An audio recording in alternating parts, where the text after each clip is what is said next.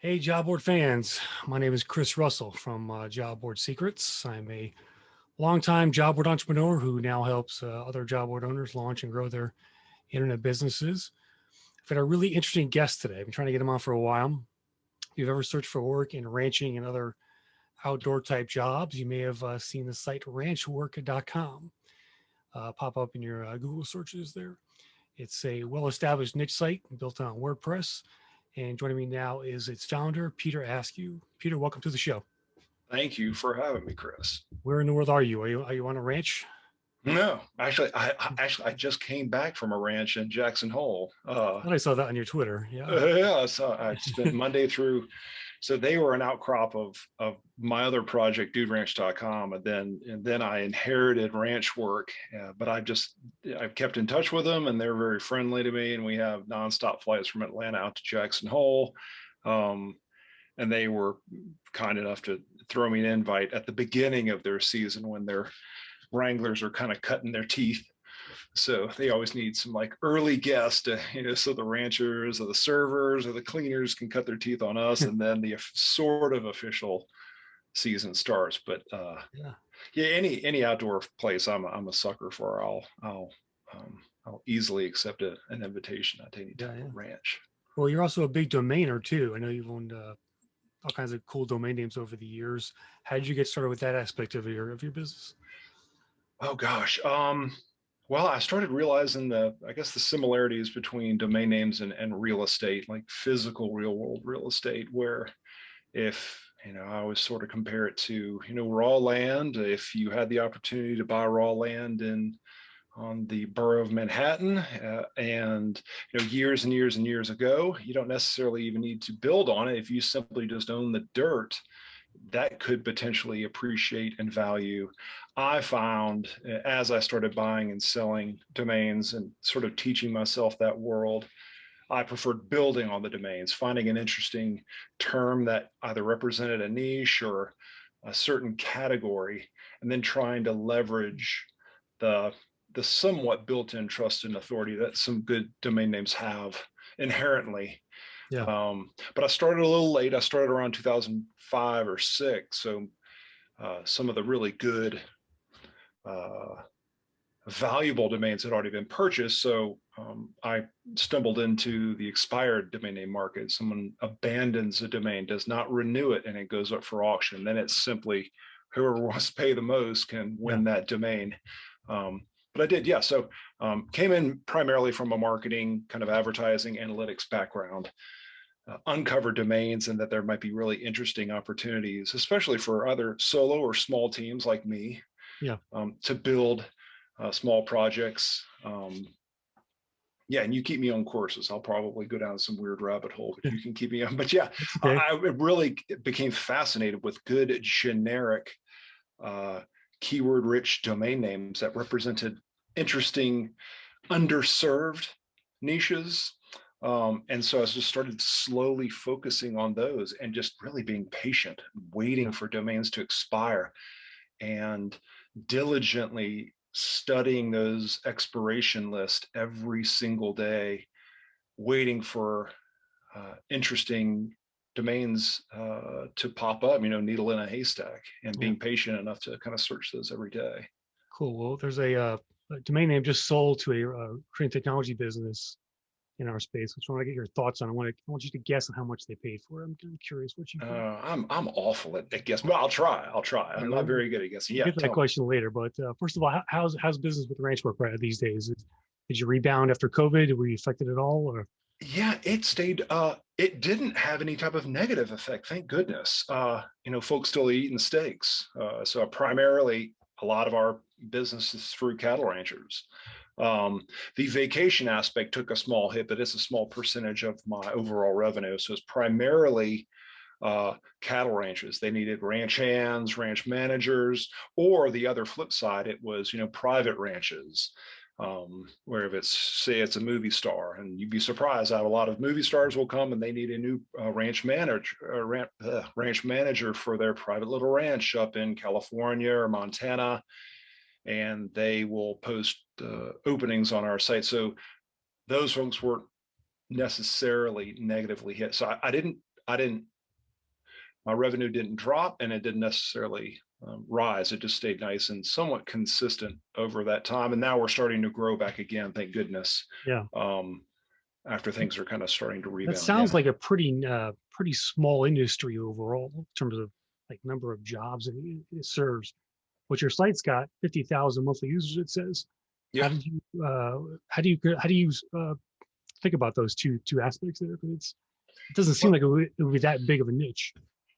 you would think that, but man, you just think of every single ranch in every single state, especially just west of the Mississippi. I mean, there are plenty of ranches out in Florida and the mountains of North Carolina, um, that they have to consistently hire, and especially for ranches out in remote areas, especially in Texas. Imagine if you're out in, we just had a posting day from Elgin, Texas, and it's a remote area. Imagine how challenging it is to find employees in a very small town. And with my site, they get some, extreme exposure over the entire, we're primarily US based. We do a little bit in Canada and Mexico, but they're able to lean on a site as an alternative to Indeed, because Indeed's expensive and they charge, I think you probably know this better than I do, but I think they do still charge on a cost per click, and it can get Well, these days it's gone up like 5x because of just the hiring nature right now. Companies. yeah. Yeah, and so I'm playing around with my pricing models, but I still charge a flat fee. My lowest fee is $45. It runs for 30 days, and typically I'll have the rangers emailing me about a week or two, begging me to pull it down because I'm driving them too many listings Wow. or too many inquiries. Yeah, yeah. So I enjoy filling that role as an alternative to Indeed, but man, back to your question, there are a lot of ranches out there. There are a lot of small family owned and operated ranches, small family owned and operated cattle ranches. And then you think of all the smaller operations, llama and alpaca farms, then just regular farms that may just grow hay. But they may do a little bit of cattle on the side that they simply need a ranch hand to do a little bit of everything on the ranch. Yeah. Um, You mentioned, writers are asking you to take postings down sometimes. I mean, to me, that's a yeah. mark of a very successful job board. So, first of all, kudos to you for getting there. Well, I'm thank you. curious, in your estimation, what's the minimum number of sort of monthly visitors you think a niche job site needs to have in order to be successful? What's that minimum threshold, do you think? I guess, I mean, not to give you the standard, it depends, because if you can charge $500 for a job listing, like, Peter Levels runs, what is it, Remote OK? And so the salary ranges for remote jobs, remote developers, probably average six figures versus a ranch hand. Typical job might be, the annual salary might be 24,000. So the cost that the hiring ranch, I always just try to be empathetic and think of it from their perspective. What is a reasonable amount for them to spend, or that they might be willing to spend, to post a job for a helper on their ranch that's going to get paid 24,000? It's unlikely that they're going to pay $1,000, but for a developer that can have a big impact on someone's software or app, then yes, they're going to pay 1,000, or who knows, hundreds of dollars, thousands of dollars. So heck, if you were in a it really just, it goes back to providing value. If you drive leads, shoot, 500, 1,000 visits a month, if they're sticky and they hang around, because I get, gosh, I'd have to pull up my stats real quick, Chris, but my folks hang around on the site. And they visit, last time I looked, if you want to I can pull it up real quick and just look how Sure. sticky. Hang on. What's your time on site like? Yeah, I'll pull that up. I'll let me pull up some of this stuff. I'll pull just the last, let's do 60 days. It is thinking for me. So average time per visit over 4 minutes, bounce rate 23%. That's low. Average action, so average pages viewed, almost 4 pages. Used to be higher, but 4 minutes. They're spending some time, on each visit. Yeah, I think the average for like a typical job board is like 3 page views. If you're over that, you're doing pretty well. Yeah. Um, cool. I wanted to ask you, you have a job wanted section for candidates on there. Yeah. Has that been successful for you as far as just a significant source of revenue for you? Yeah. I would say a good 20 or 30% of my revenue. And it's odd. I Interesting. only added that. It's funny. Um, I happen to know, do you know Brian Clapp that runs the podcast for Work in Sports? I know Perkins Sports was just acquired by another Yeah, they're just company. acquired. Yeah. Yeah, so Brian Clapp runs, and I happen to be good friends with him just over the years. He and his wife, I used to work with his wife back in the day in the late 90s, and I became good close friends with him. And then he stumbled into Work in Sports, and I believe they have both sections. They have jobs and job wanted. So when I was building ranch work, gosh, this isn't, maybe close to 10 years ago. I think actually I may have been at his house. And he was like, Peter, you should consider a job wanted section. And I hadn't even considered it at that point. I was like, who's going to pay me to post a job wanted? But I was like, well, who cares? Just throw it up there and see if I get any bites. Right. So I put it up, and then folks started submitting job wanted sites. I'm still trying to play with the pricing to make it reasonable for them. I think the starting one is just $20 if they want to post a listing. Say, hey, I've been working a desk job my entire life. My dream job is working at a ranch and being on the back of a horse and getting out of the city. Because some folks, this is their dream occupation. Yeah. And rather than having them just sift through listings, why not give them an opportunity, especially in this tough environment for hiring ranches? It's probably pretty challenging for them to find. And now they have an opportunity to flip everything on its head and go through my current folks who in some small way have almost vetted themselves. They've already. Yeah. It's a different twist on the whole resume profile database, right? Yeah. Yeah.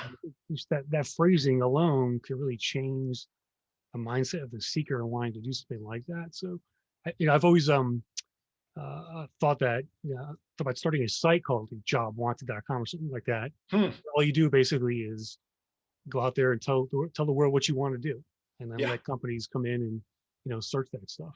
Interesting. Somehow Yeah. pay for it. Yeah.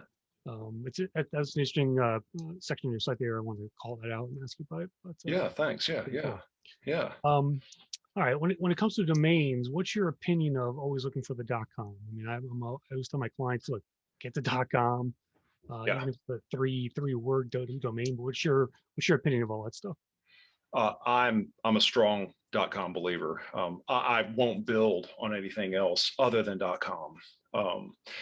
Only because I've seen projects that I've built and I've seen the tailwind that a good .com will give you. And then I've seen the frustration of building on an alt, whatever, GTLD or any kind of CCTLD. Yeah. The confusion from industries that are outside of the tech world like we are. I mean, we are all familiar with all these alt top level domains, but ranchers, they have no idea what a .co is. They're going to think I misspelled it and didn't include the M at the end. They have no idea what a .io is. And the last thing I need to do is create some rough barrier to entry if I'm either making a sales call or meeting them at a conference. I have essentially all of my projects to end in .com. But it is the different. I'll go back to Peter Levels. He built on a .io for remoteok.io. And he's doing just fine on it. The tech folks understand IO, are very comfortable with it. Yes, it is the audience. And I just happen to have built little projects serving audiences where .com is quite necessary because, there have been, since the mid 90s, just the .com, think of how much money has been spent. On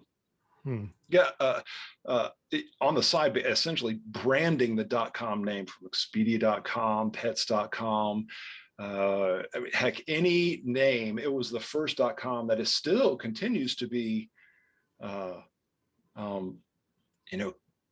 just strongly promoted and branded online. Where I've seen cases, Chris, where I was sitting with someone. This is at a Dude Ranch conference where I was. There was a site, I think I was suggesting them to go visit this service that they could consider, and they may have been on a .io. And I audibly, and they always call this, for domainers perspective, the radio test. If you physically tell someone the domain, write this domain name down, chrisrussell.io. These folks would go on the paper and they write chrisrussell.com. They would ignore the fact that you say .io. They would go and type that, they would write .com after the end, or they would say, or they would write chrisrussellio.com.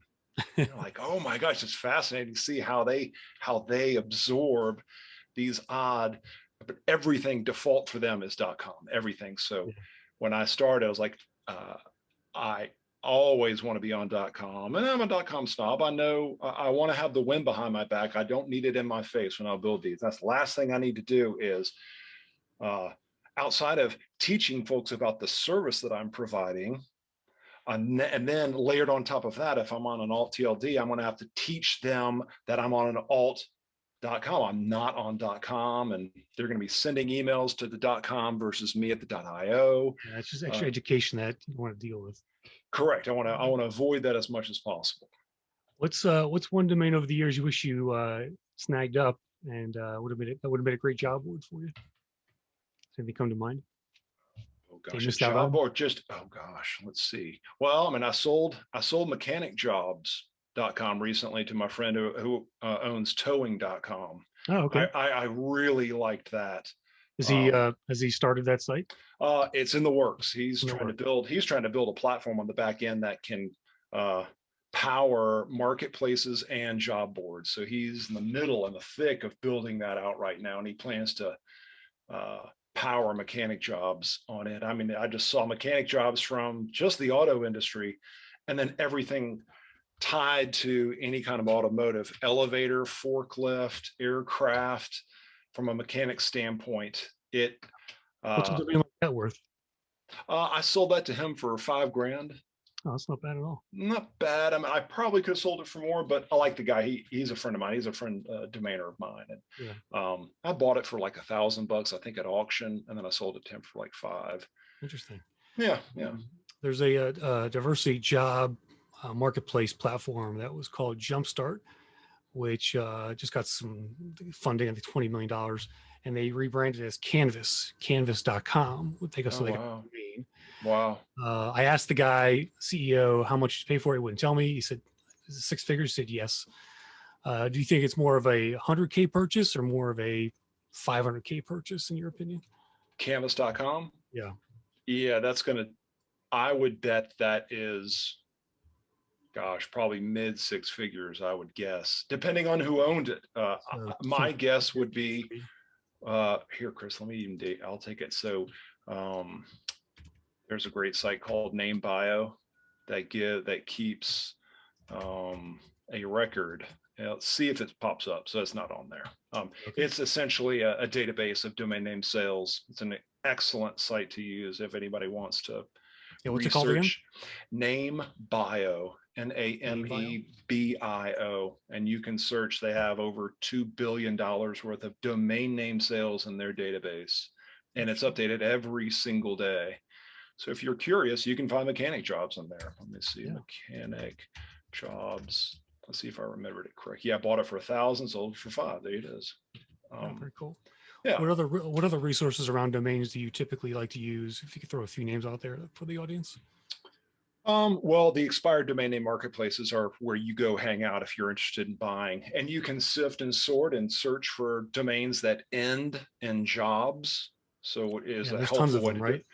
Oh, there are essentially three big warehouses that you can account for, but two have a partnership together. So the first big one is GoDaddy Auctions, because they're the biggest registrar. So they have the most amount of domains that are being abandoned each day. So GoDaddy Auctions is one. Then there is Namejet Snap Names. It's basically they have a partnership together. Namejet still and Snap Names have a relationship with Network Solutions. So you can imagine how many old domains were registered in the 90s from Network Solutions. And so they are the clearinghouse for some of those domains. And then Dropcatch is a true drop catcher, where if it's a third party, unaffiliated domain registrar, or if a domain is physically expires and drops, they have basically software that's pinging the registries to try and grab this the second it becomes available, and then they put it up for auction. Yeah, I used GoDaddy's auction one. I sold gigjob.com on there Ooh, gosh, that's a a good couple one. years Yeah. ago for like Yeah. 2,200 bucks. So they gave me. I just listed it Nice. for auction. It one day it just sold. Wow. Yeah. Those are great emails to get. If you Yeah, just exactly. so Right. you I was like, just, oh hey, shit, yeah, two I got thousand bucks. All right. I know, right, in your bank account. Those are very fun emails to have. And another one is if you have domains you're trying to sell, Dan.com is a good sales platform. Oh yeah. They help out with escrow, with payment, with the transfer of the domain, and they give you a really pretty good looking sales page. You just point the name servers to them, and it has a good, clean, uh, essentially sales page. And if you want them to provide, they can show traffic levels that the domain is receiving on a daily or weekly or monthly basis. Another place to consider if someone has a domain they're trying to sell and simply just wants a for sale sign. If somebody types in the domain in the browser, it'll simply lead them to a page that says, hey, this domain is for sale, place an offer. And it's very similar to the GoDaddy. It'll just send you an email, hey, your domain's sold, or you have an offer, either reject it or reply. Yeah. Very cool. Yeah. Your ranch work is built on WordPress. Right. Did you do it yourself? Do you have a developer? Yeah, I found I have a just a wonderfully talented developer who I stumbled into. She just happens to be in the Atlanta area, Oh yeah. and she's a rare combination of developer and designer. So she does just an excellent job. My experience level in WordPress is like 80%. I'm trying to teach myself a little bit more on PHP just so I can go and monkey around on the back end. But she covers that 20% that I don't know how to cover. Yeah. So I've used her, and I created to your point, a custom job board theme based on what I'd learned originally. Originally, I bought one off the shelf from Templatic, I believe, Uh-huh. the company, and they sold a $60 job board theme. So I cut my teeth on it, figured out what I needed, what I didn't need, and then took all those things after a couple of years after the site was supporting itself, and I could reinvest it in the site. Then hired Jill to rebuild it for me. Yeah, I asked it because I generally steer clients away from building on WordPress unless they're technical or they have a developer to actually build on it, because it can get techie in there. And WordPress breaks all the time. The plugins stop working sometimes, and it's a bit of a maintenance headache. Can you speak to that part of it in terms of just how much maintenance goes into a WordPress job board itself? I've been using WordPress since the mid 2000s, so I've seen it. And number one, we're fortunate to have it, and have Matt Melloway build this, this free open source software for us to lean on and create so many different sites that can either become blogs or full e-commerce sites or job boards. I don't find it as challenging as other folks might. It's simply just keeping your plugins up to date. Typically, if you run into problems, you're either on a crummy host that isn't securing your site the way they should. So I always upgrade. I always overspend on a very good host, and then keeping your plugins always updated. But then I also use a few third-party folks that provide emergency services. If something happens that is a true hack and my site has just gone backwards, number one, I have a backup on the site on 2 or 3 places. So I have a one button, like whatever you call it, to reinstall the site. Yeah. But then I also have somebody on contract to come in and clean up all the nasty PHP I stuff. use DreamPress. What do you use for host? Let's see. Ranchwork is on Liquid Web.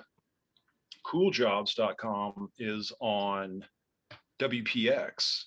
And I think they just moved to a .net, WPX.net. I'm testing them on cooljobs.com. But Ranchwork is on. I needed Liquid Web at the time when I signed up for Liquid Web. They didn't have any caps on. It's an expensive host, but they weren't limiting me on the amount of traffic because the thing kept growing and growing, and I didn't want to get hit with overages on jobs. So it was expensive, but they gave me enough memory and RAM and just traffic allotments. They didn't try to penny pinch me or just nickel and dime me. Yeah. On you want a virtual server now?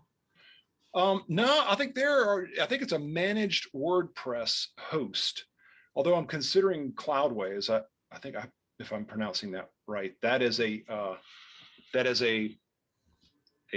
managed, well, excuse me, that private server that you plug into either Linode or DigitalOcean. You choose the provider, they set up the instance there, and then you just simply upload your site, and you can lean on AWS. You have DigitalOcean, if I'm pronouncing that name right, Linode, or Vulture, I think is another one.